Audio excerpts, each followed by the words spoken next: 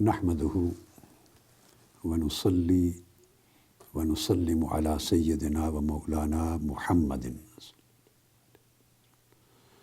رسوله النبي الأمين المكين الحنين الكريم الرؤوف الرحيم. أما بعد، بسم الله الرحمن الرحيم. معزز سامعین و ناظرین، جملہ خواتین و حضرات اور عزیزان محترم، قال فہل قاتلتموہ، کیا تمہارا ان کے ساتھ قتال بھی ہوتا ہے، فائٹنگ بھی ہوتی ہے؟ تم نے ان سے قتال کیا؟ قلت نعم، ہم نے کہا ہم نے ان پر جنگیں مسلط کی ہیں، ہم نے جنگیں کی ہیں۔ قال فکیف کان قتالکم ایاہ، جب تم ان سے قتال کرتے ہو، جنگ کرتے ہو، تو جنگ کے حالات میں تم ان کو کیسا پاتے ہو؟ جنگ کیسی ہوتی ہے؟ اب یہ جو سوال تھا، چونکہ معاہدہ جب ہوتا ہے، عہد شکنی کی ہے یا نہیں، عہد کا تعلق ہے امن کے ساتھ۔ اگلا سوال امن کے حال میں ان کا برتاؤ کیسا ہے، یہ پوچھ لینے کے بعد اگلا سوال آیا، اچھا حالت جنگ میں ان کا حال کیسا ہے، حالت جنگ میں ان کا برتاؤ کیسا ہے، ان کا بیہیویئر کیسا ہے۔ اس میں ابو سفیان نے جو جواب دیا، انہوں نے کہا الحرب بیننا و بینہ سجال ینال منا و ننال منہ، کہ ہاں جنگ ہے، کبھی ہم جیتتے ہیں، کبھی وہ جیتتے ہیں، کبھی ہمیں ضرب نقصان آتا ہے، کبھی ان کو نقصان آتا ہے، یعنی اس طرح کا جواب دے دیا۔ میں یہ سمجھتا ہوں کہ اس کے سوال میں اس کے علاوہ ایک اور سوال بھی داخل تھا کہ اگر معاہدہ امن میں کبھی وہ خلاف ورزی نہیں کرتے، عہد شکنی نہیں کرتے، تو یہ تو ہے ان کا کریکٹر حالت امن میں، امن کے ایام میں کریکٹر ہے، لیکن اب بتاؤ کہ جنگ کے حالات میں ان کا کریکٹر کیسا ہے؟ جنگ کرتے ہیں تو ان کے جنگ کا طریقہ کیا ہے، ضابطہ کیا ہے؟ میرا خیال ہے شاید یہ بھی پوچھنا مقصود تھا، لیکن جو جواب حضرت ابو سفیان نے دیا اس سے وہ ڈائریکٹ انہوں نے ایڈریس نہیں کیا اس ایسپیکٹ کو، مگر کیسر روم نے غالباً جو اخذ کرنا تھا وہ اخذ کر لیا۔ اب یہ چیز حالت امن کی آپ نے سن لی۔ اب میں اپنی ایک اور کتاب آپ کو ریفر کر رہا ہوں، یہ مسلمانوں اور غیر مسلموں کے باہمی تعلقات، اس کے اندر یہ چیپٹرز ہیں بڑی ڈیٹیل کے ساتھ، اور جو معروف فتویٰ ہے دہشت گردی کے خلاف، اس کے اندر بھی چیپٹر ہے، مگر اس دوسری کتاب میں تو تفصیل کے ساتھ ہے۔ انگلش کی بکس بھی ان سبجیکٹ پر ہیں۔ تو دوران جنگ آقا علیہ السلام کا کریکٹر وہ معلوم کرنا چاہتا ہے کہ حالت امن میں تو ٹھیک ہے، وہ کبھی عہد شکنی کرنے والے اور زیادتی کرنے والے نہیں ہیں، مگر جب جنگ چھڑ جائے تو جنگ کے دوران اپنے مخالفوں دشمنوں سے ان کی ڈیلنگ کیسی ہے، تو وہ حالت جنگ میں آقا علیہ السلام کی ڈیلنگ سن لیں۔ غیر مسلم شہریوں کو جو نان کمبیٹنٹ ہے، آقا علیہ السلام نے حالت جنگ میں بھی قتل کرنے سے منع کر دیا تھا، یعنی جو لوگ جنگ میں شریک نہیں ہیں آپ ان پر بمباری نہیں کر سکتے، قتل نہیں کر سکتے، یعنی دہشت گردی نہیں کر سکتے، پرامن شہریوں کو جو نان کمبیٹنٹ ہے ان کو ضرر نہیں پہنچا سکتے، غیر مسلم سفارتکاروں کو نقصان نہیں پہنچا سکتے، جنگ کے دوران عورتوں کو غیر مسلموں ان پر حملہ نہیں کر سکتے، چھوٹے بچوں پر نہیں کر سکتے، بوڑھوں اور ضعیفوں پہ نہیں کر سکتے، مذہبی رہنماؤں پہ نہیں کر سکتے، میں نے بتا دیا پہلے سفارتکاروں پر نہیں کر سکتے، تاجروں اور کاشتکاروں پہ حملہ نہیں کر سکتے، چونکہ وہ لوگوں کو اکانومی مہیا کر رہے ہیں، ان کے ذریعے لوگوں کا جینا ممکن ہے، تو تاجروں اور کاشتکاروں پہ نہیں کر سکتے، سروس پرسونلز جو ہیں خدمت کرنے والے ان پہ حملہ نہیں کر سکتے، دیگر نان کمبیٹنٹ طبقات ان پر نہیں کر سکتے، اچانک رات کو دھوکے میں حملہ کر کے سوئے ہوئے لوگوں کو تباہ نہیں کر سکتے، غیر مسلموں کے درختوں کو، فصلوں کو، گھروں کو آگ نہیں لگا سکتے، کسی کے گھر داخل ہو کے لوٹ مار نہیں کر سکتے، ان کے مویشیوں اور فصلوں املاک کو نقصان نہیں پہنچا سکتے۔ یہ تمام وہ قواعد ہیں جو حالت جنگ میں آقا علیہ السلام نے دے دیے، اور جنگ میں کردار دے دیا کہ مسلمان اور مومن وہ ہے جو حالت جنگ میں بھی ایسا ہو۔ اس کے بعد قیصر روم نے پوچھا، اور یہ گویا سوالات کا آخری حصہ تھا، پوچھا ماذا یامرکم۔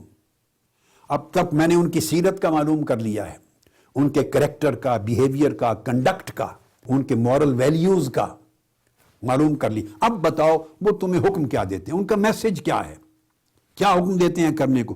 قلت یقول اعبدوا اللہ وحدہ ولا تشرکوا بہ شیئا۔ ایک تو وہ کہتے ہیں شرک نہ کرو، یعنی بتوں کی پوجا نہ کرو، اور ایک اللہ کو مانو، توحید کا پیغام دیتے ہیں۔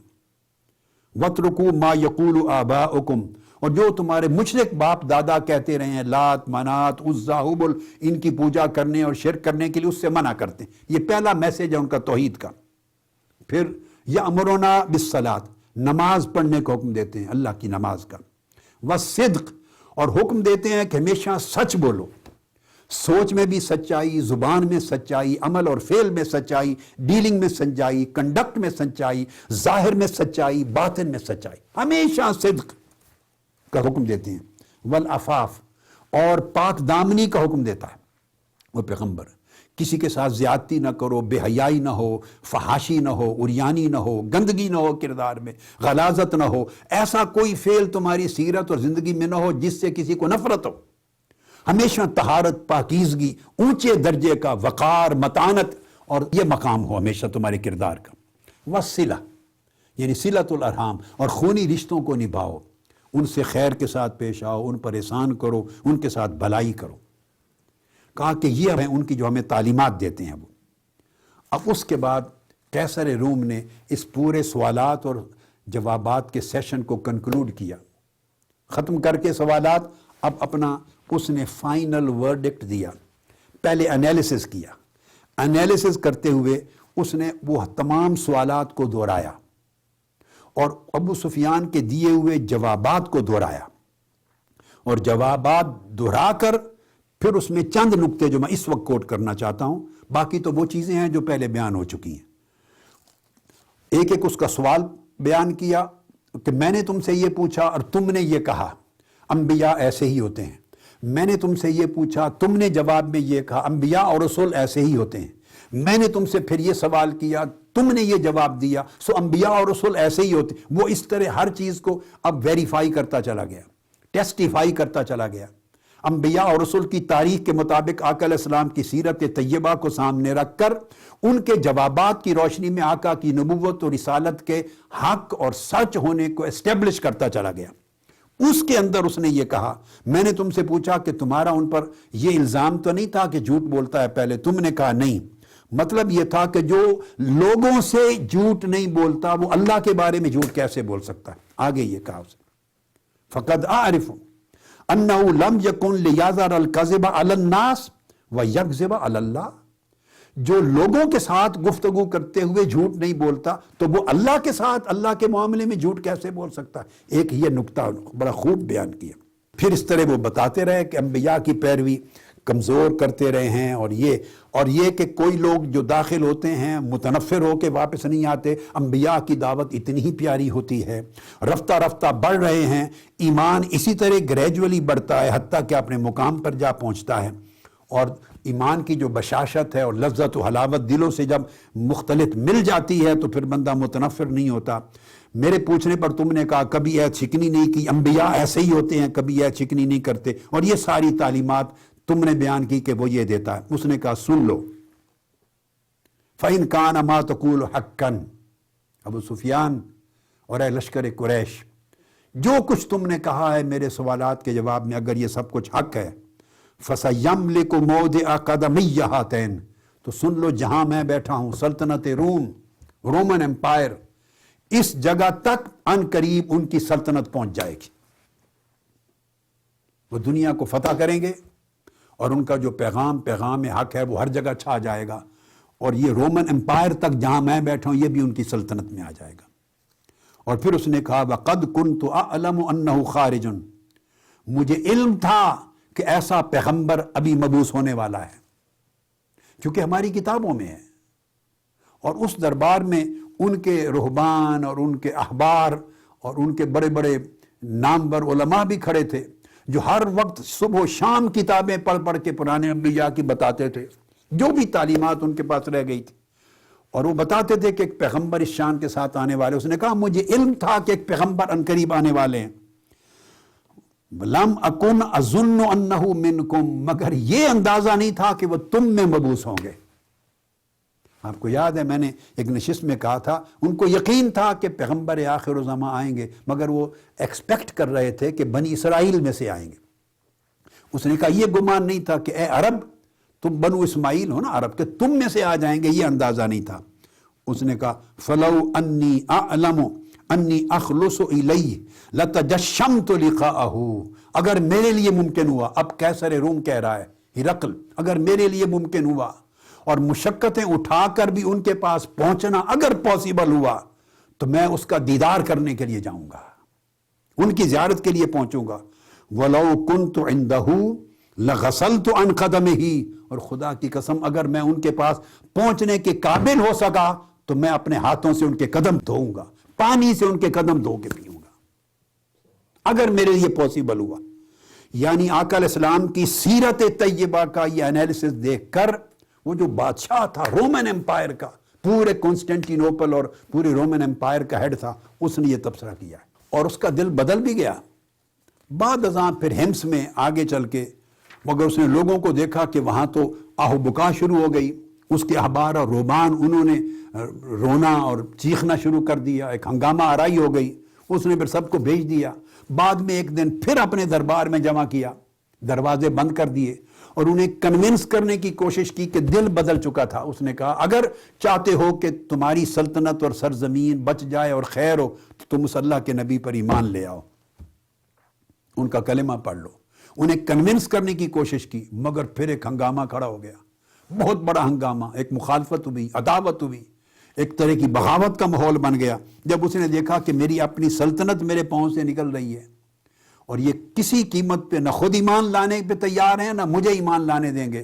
تو اینڈ پر اس نے پھر یہ کہا کہ نہیں، میں نے تو دراصل تمہیں آزمانے کے لیے بات کی تھی کہ تم اپنے دین پر کتنے پختہ ہو، اگر میں اس طریقے سے تمہیں کہوں تو کیا پھسل تو نہیں جاؤ گے اور اسلام قبول تو نہیں کر لو گے؟ تو بڑی اچھی بات ہے، تم اپنے قائم اور دائم ہو۔ بس اس طرح اس نے جان چھوڑائی۔ اینڈ کیا ہوا کہ سلطنت پہ بیٹھے ہوئے اسے ادراک اور معرفت ہو گئی تھی کہ سچے رسول ہیں، ان کی دعوت صحیح ہے اور یہی پیغمبر آخر الزماں ہیں۔ ایمان لانے کی ایفرٹ بھی کی، لوگوں کو کنونس کرنے کی بھی کوشش کی، مگر جب دیکھا بغاوت ہو جائے گی، اور بغاوت کا مطلب کیا ہے؟ میری سلطنت چلی جائے گی، میرا تخت چلا جائے گا، میری حکومت چلی جائے گی، تو پھر پردہ ڈال کے کسی طریقے سے حکمت سے جان چھوڑائی اور ایمان نہیں لایا۔ یہاں سے اس حدیث نبوی سے جو آخری بات معلوم ہوتی ہے وہ یہ کہ بعض اوقات حق آشکار ہو جاتا ہے کئی لوگوں پر، ان کی دل کی آنکھ پہچان لیتی ہے، روشنی کی شعائیں، سچائی کی، حق کی، صداقت کی، ٹروتھفل میسج کی جو روشنی ہے اس کی شعائیں، ریز دل تک پہنچ جاتی ہیں، اندر روشنی پہنچ جاتی ہے، احساس ہو جاتا ہے کہ یہ سچ ہے، اور آدمی کا جی بھی کرتا ہے، طبیعت بھی مائل ہوتی ہے کہ میں سچ کو مان لوں، مگر مفادات آڑے آ جاتے ہیں۔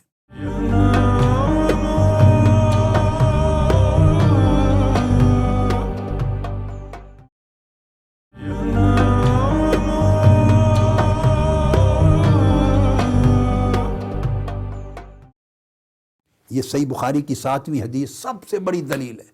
اس نے ہر ممکن ایفرٹ کی، یعنی حدیث کے لفظ اس نے کہا کہ میں اگر ان تک پہنچ گیا تو ان کے قدم دھو دھو کے پیوں گا وہ پانی، اور لاکھوں جتن کر کے بھی ان کی بارگاہ میں پہنچ سکا تو پہنچوں گا دیدار کرنے کے لیے اور ان کے قدم دھوؤں گا، اور پھر کنونس کرنے کی کوشش کی کہ ایمان لے آؤ، اس میں خیر ہے سب کی۔ مگر جب دیکھا کہ بغاوت ہو رہی ہے، اب سلطنت جا رہی ہے، تو ادھر وہ ایک ادراک تھا، سچائی کا ادراک، آقا علیہ السلام کی صداقت کا ادراک، اس نور نبوت کی شعاؤں کا تھوڑا تھوڑا ادراک ہو گیا تھا۔ چونکہ پھر اس مجلس کے بعد اس نے پہ حضرت دہیہ کلبی کو بلایا اور کہا کہ اب پڑھ کے سناؤ کہ خط کیا بھیجا ہے میری طرف۔ اسی حدیث میں آتا ہے اس کے بعد انہوں نے پھر آقا علیہ السلام کا لکھا ہوا خط جو دعوت اسلام کا تھا وہ پڑھ کے سنایا۔ اس کے بعد میں اگلی بات آپ کو بتا چکا ہوں، مگر جب دیکھا کہ اگر میں ایمان لاتا ہوں تو بغاوت ہو جائے گی، میری سلطنت چلی جائے گی، میں کیسر روم نہیں رہوں گا، اس وقت ورلڈ کی سپریم پاور ہے، اس کا ہیڈ ہوں، اتنی سلطنت، اتنا مال، اتنی دولت، اتنے وسائل، اتنے ذخائر، اتنے ممالک، لاکھوں کروڑوں کی تعداد میں لوگ میرے تابع، یہ جو جاہ و حشمت ہے، جب ایک طرف وہ آئی اور ادھر وہ ایمان کی جو تھوڑی سی روشنی آئی تھی، صداقت کی ایک پہچان آئی تھی، خیر کا ایک تھوڑا سا جھونکا آیا تھا، وہ اتنا کمزور ہوتا ہے کہ اس کے مقابلے میں مفادات بہت بڑے طاقتور پہاڑ کی طرح کھڑے ہو جاتے ہیں۔ وہ عقیدت، وہ محبت، وہ رغبت سچائی کی طرف، وہ میلان اندر، وہ اپنی جگہ آتا ہے، من میں روشنی آتی ہے تھوڑی تھوڑی، مگر وہ اٹ سیلف اتنی ابھی کمزور ہوتی ہے کہ وہ مفادات کا مقابلہ نہیں کر سکتی، خوف و خطرات کا مقابلہ نہیں کر سکتی۔ وہ جو دنیاوی جن مفادات کے ساتھ پورا اس کا نظام قائم ہے، عزت اور شان اور شوکت، اور لوگ سجدہ ریز ہوتے ہیں، اور اس کو وہ وسائل ہیں، وہ ذرائع ہیں، وہ زندگی کی آسائشیں ہیں، وہ اتنی بڑی مفادات اتنے بڑے ہیں کہ وہ اتنے طاقتور ہوتے ہیں، اور یہ جو قوت ایمان کی تھوڑی سی داخل یہ کمزور ہوتی ہے، یہ دیے کی طرح شمع ہوتی ہے ٹمٹماتی، لہٰذا وہ مفادات کے جھونکے اس کو بجھا دیتے ہیں۔ ایسا زندگی میں اکثر ہوتا ہے۔ یہ واقعہ کربلا سوائے اس کے اور کیا ہے؟ کیا یزید کو اور ابن زیاد کو اور اس کے لشکریوں کو اور اس کی فوج کو اور اہل کوفہ کو اور اہل دمشق کو یہ معلوم نہیں کہ جن کا سر قلم کر کے نیزے پہ چڑھا رہے ہیں وہ کون ہیں؟ وہ تاجدار کائنات کے شہزادے ہیں، جن کو آقا علیہ السلام نے فرمایا تھا میں حسین سے ہوں، حسین مجھ سے ہے۔ انہیں معلوم نہیں جن کو جنتی جوانوں کا سردار فرمایا تھا۔ کیا کیا ارشادات کس کو معلوم نہیں تھے؟ پھر ان کی شہزادیاں، پھر آقا علیہ السلام کی نواسیاں، پھر آپ کا خانوادہ، آپ کی اہل بیت، سارا کچھ معلوم ہے۔ پھر ان کا تقوی، ان کی طہارت، ان کی امامت، ان کا تقدس، ان کی برکتیں، ان کی کرامتیں، ان کا سراپا ہدایت ہونا، منبع ہدایت ہونا انسانیت کے لیے، کیا کچھ معلوم نہیں تھا؟ مگر کوئی نکلا، کوفہ قریب ہے، کوئی نکلا ان کو بچانے کے لیے۔ دمشق میں کوئی ان کے سروں کو نیزے پہ لٹکتا ہوا دیکھ کر دمشق کے لوگ نکلے یزید کے خلاف بغاوت کرنے کے لیے، قافلہ اہل بیت کے ساتھ ملے، 1,00,000-2,00,000 لوگ مل کے یزید کے تخت کو الٹ دیتے، ابن زیاد کے تخت کو الٹ دیتے، سلطنت کو ختم کر دیتے، مگر نہیں۔ دلوں کے اندر سب کو رنج بھی ہوا ہوگا، ملال بھی ہوا ہوگا، اس پہ شرمساری بھی ہوئی ہوگی، آپ کی صداقت اور طہارت اور تقدس اور پرہیزگاری اور عظمت اس کا احساس اور ادراک بھی تھا۔ مگر یہ جو احساسات ہوتے ہیں سچائی کے، بھلائی کے، نیکی کے، تقوی کے، ایمان سے متعلق، یہ اٹ سیلف کمزور ہوتے ہیں، چونکہ انہوں نے طویل زمانہ آقا علیہ السلام کی بارگاہ میں صحبت پا کے ابو بکر تو نہیں بنے ہوتے، وہ عمر کے درجے پہ تو نہیں پہنچے ہوتے، وہ عثمان و علی تو نہیں بنے ہوئے ہوتے، وہ جلیل القدر صحابہ کرام جنہوں نے ہجرتیں کی، جان و مال لٹا دیا آقا علیہ السلام کے لیے، غزوہ بدر میں گئے، احد میں گئے، خندق میں گئے، جانیں قربان کر دی، مال قربان کر دیا، رشتہ دار کاروبار قربان کر دیے۔ وہ ایک گریجولی وہ ارتقا ہوتا ہے، گریجولی وہ جو روشنی آہستہ آہستہ داخل ہوتی ہے وہ تھوڑی تھوڑی بڑھتی رہتی ہے، صحبت کا تیل ملتا ہے، صحبت کا فیض ملتا ہے، وہ بڑھتے بڑھتے روشنی بنتی ہے، پھر وہ سورج بن جاتا ہے، چاند بن جاتا ہے، جب پورا من چمک اٹھتا ہے، پھر اس میں استقامت ملتی ہے، اس میں تقوی، پرہیزگاری، پھر دنیا کی بالکل حیثیت ختم ہو جاتی ہے نگاہ میں، آخرت اپنے سامنے اجاگر آتی ہے، اور اللہ کی رضا کے مقابلے میں دنیا کا کوئی مفاد ایک رتی برابر حیثیت نہیں رکھتا۔ جب رفتہ رفتہ ایمان مضبوط ہوتا ہوتا استقامت کا پہاڑ بن جاتا ہے اور بے خوف و خطر ہو جاتا ہے مومن، الا ان اولیاء اللہ لا خوف علیہم ولا ہم یحزنون، جب اس مرتبے تک پہنچتے ہیں تو یہ اپنا ٹائم لیتا ہے، یہ پروسیس ہے، اس میں ریاضت ہے، مجاہدہ ہے، ایثار ہے، قربانی ہے، اعمال صالحہ ہیں، خیرات ہیں، حسنات ہیں، صحبت ہیں، برکات ہیں، ٹائم ٹیکنگ پروسیس ہیں، بڑا وقت لگتا ہے۔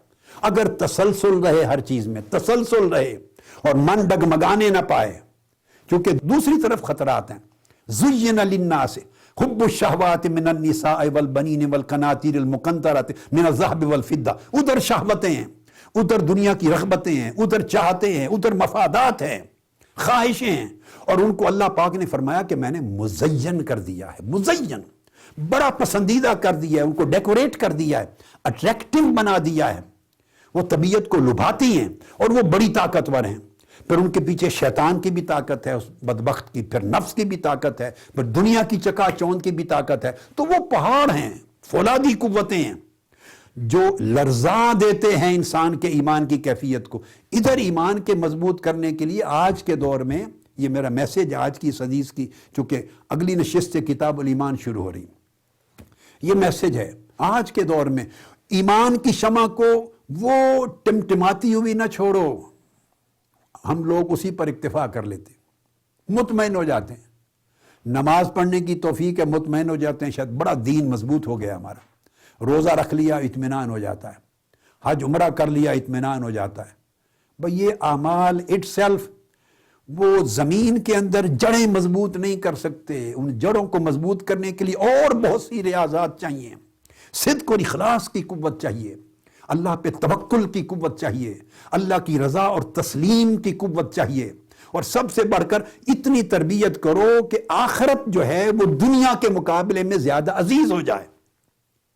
جب دنیا اور آخرت, اول تو کیفیت یہ ہے کہ دنیا اونچی ہے, اس کی رغبت, اس کی شہوت, اس کی خواہش اونچی, اور دنیا کے بینیفٹس ہیں, دنیا کی فیسیلیٹیز ہیں, دنیا کے پلیئرز ہیں, دنیا کی کمفرٹس ہیں, یہ ساری چیزیں ہیں, اور یہ نفس کو, طبیعت کو لبھاتی ہیں.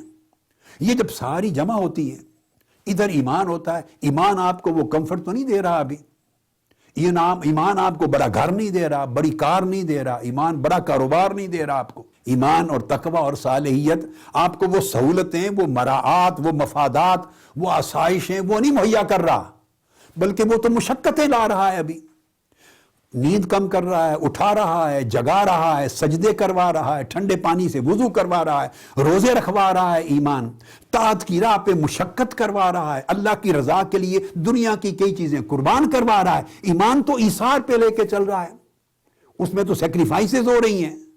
لہذا اس کو بڑی دیر تک مالی بن کے ایمان کے پودے کو پالیں. جیسے مالی ایک بیج بوتا ہے, پھر ایک چھوٹا سا پلانٹ ہوتا ہے, اگتا ہے, دیکھیے وہ اس کو کیمیکلز بھی دیتا ہے, کھاد بھی دیتا ہے, پانی بھی دیتا ہے, دھوپ بھی پہنچاتا ہے, زیادہ ہوا جھونکوں سے بچاتا بھی ہے, ہوا دیتا بھی ہے, حفاظت کرتا ہے, ہر روز اس کو لک آفٹر کرتا ہے. جیسے ماں بچے کو گود میں پالتی ہے, اس طرح مالی پلانٹ کو پالتا پالتا ایک سٹیج آتی ہے جب وہ توانا درخت بن جاتا ہے, بہت بڑا طاقتور, جس کا بڑا سٹیم ہے, بڑا تنا اور اونچا درخت بن جاتا ہے. اس پوزیشن پہ جب پہنچتا ہے تو پھر چھوٹی موٹی چیزیں, حوادث اس کو نقصان نہیں پہنچاتے, وہ ان اٹ سیلف بڑا مضبوط ہو جاتا ہے. ایمان جب تک وہ توانا درخت نہ بن جائے کہ چھوٹے موٹے جھونکے اس کو ہلا نہ سکیں, اس کو متذبذب نہ کر سکیں, متزلزل نہ کر سکیں, اس وقت تک مالی بن کے ایمان کو پالنا پڑتا ہے. اس کی اعمال صالحہ سے پرورش کرنی پڑتی ہے, اخلاق حسنہ سے پرورش کرنی پڑتی ہے.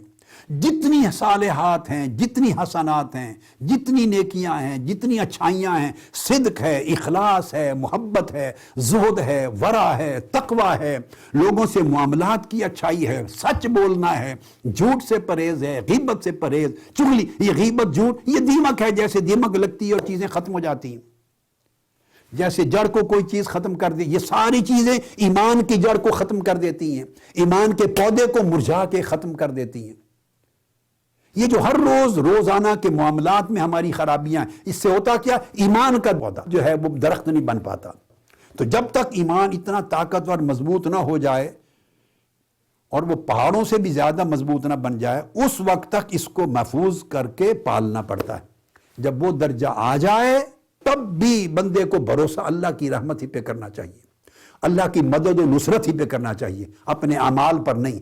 آقا علیہ الصلوۃ والسلام نے اعمال صالحہ اور ایمان کے اتنے بلند مقامات پر پہنچ جانے والے صحابہ کرام سے فرمایا کہ اللہ کی عزت کی قسم, تم میں کوئی شخص اپنے اعمال کی بنیاد پر جنت میں نہیں جائے گا.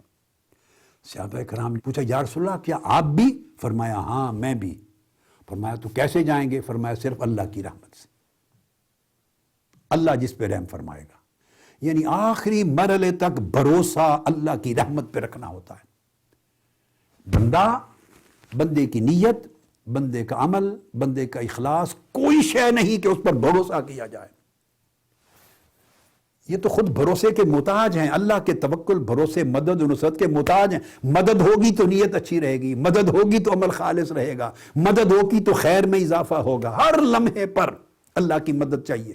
اس لیے فرمایا جب قرآن مجید بھی پڑھو, اب قرآن اللہ کا کلام ہے, اللہ کی کتاب ہے, سارا نور ہی نور ہے اور اللہ کا میسج ہے. اس سے زیادہ بابرکت چیز, ایمان کی حفاظت کرنے والی چیز اور کیا ہو سکتی؟ فرمایا جب قرآن پڑھو فاستعذ باللہ, تو شیطان سے پناہ مانگا کرو. قرآن جب پڑھو تو کہو اعوذ باللہ من الشیطان الرجیم, اے اللہ میں اس مردود شیطان سے پناہ مانگتا ہوں, تیری پناہ مانگتا ہوں, اس سے محفوظ کر. یعنی قرآن پڑھتے ہوئے بھی آپ شیطان کے حملے سے نہیں بچ سکتے, تو قرآن پڑھتے ہوئے بھی اللہ کی پناہ اور مدد مانگو. یہ پوزیشن ایمان کی ہے، آپ سمجھ لیں۔ ایمان کے ہر سٹیپ پر، ہر قدم پر، ہر مرحلے پر اللہ کی مدد چاہیے۔ تو اس طرح محافظ بن کر، مالی بن کر ایمان کو مضبوط کرو، اور اتنا مضبوط کرو کہ وہ پھر دنیا کی جو شہوتیں، رغبتیں، چاہتیں، محبتیں اور آرام، مفادات ہیں، یہ کمزور ہو جائیں اور ایمان زیادہ طاقتور ہو جائے۔ اور جب طاقتور ہو جائے تب بھی اللہ کی رحمت پہ بھروسہ رکھو۔ یہ صورت ہے۔ آج کا زمانہ تو ایسا ہے کہ اس کی ضرورت پہلے سے ہزارہ گنا زیادہ ہو گئی ہے، چونکہ کفر یا کفر کے رجحانات یا کفر کے جو اثرات ہوتے ہیں اور میلانات ہوتے ہیں یا اس کے جو خصوصیات ہوتی ہیں، وہ چھن چھن کر آج انسان کے اندر بہت تیزی سے اتر رہی ہیں، ہر طرف سے، اور ایمان کمزور سے کمزور تر ہوتا جا رہا ہے۔ اور اسے کمزور کرنے کے لیے بہت سے فورسز ہیں اور عوامل ہیں اور فیکٹرز ہیں، مگر اس کو توانائی دینے، ایمان کو مضبوط کرنے کے عوامل بہت کم ہو گئے، لہٰذا اس کی حفاظت مالی بن کے کرنی ہے ایمان کی۔ اللہ رب العزت ہمیں اس کی توفیق عطا فرمائے، اور حدیث نبوی کی برکت سے ہمیں اپنا ایمان مضبوط، توانا اور مستحکم کرنے کی توفیق سے مرحمت فرمائے۔ والسلام علیکم ورحمۃ اللہ وبرکاتہ۔